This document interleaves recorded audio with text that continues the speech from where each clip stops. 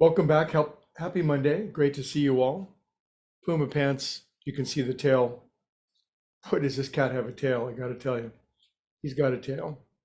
I have a tail for you as well, and it's a spiritual tale. And somewhere in the world scripture, there's a story about an old widow, an old woman who is feels she's been wronged or has some sort of complaint, and she keeps going to this judge over and over and over and over again. And the judge is not especially just. He's not.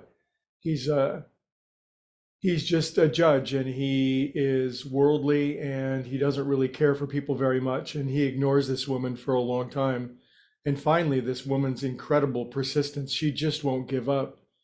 She's quite demanding. And finally, he just says, the only way you're ever going to leave me alone is if I satisfy your demand. And so he does. And the woman gets her relief and her justice.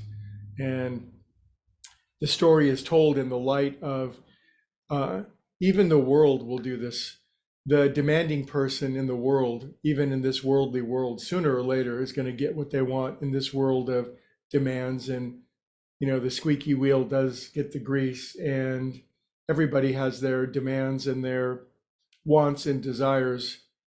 And the deeper meaning of the parable, such as I understand it at my current level of development, is if the world will give way to demands, how much more so will infinite wisdom, truth, love, and light, God, if you will, I certainly will, how much more so will God give way and satisfy the deepest demands and the things that we insist upon inside of ourselves?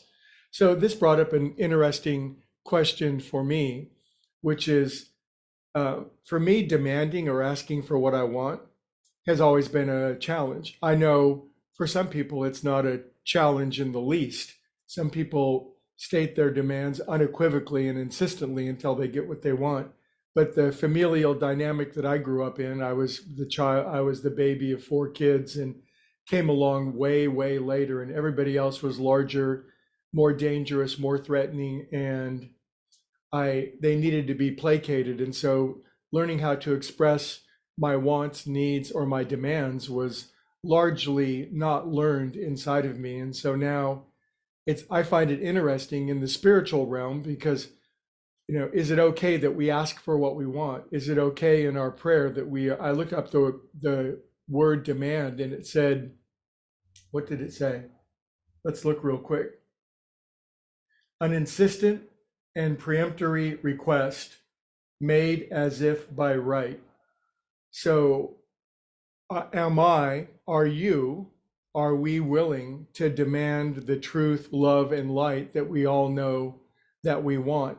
And if we are afraid to ask for it, or we feel like we don't have the right, then the demand is still inside of us, and yet we don't ask forthrightly, authoritatively, and insistently. And we all know what it's like to have great demands and not ask for them.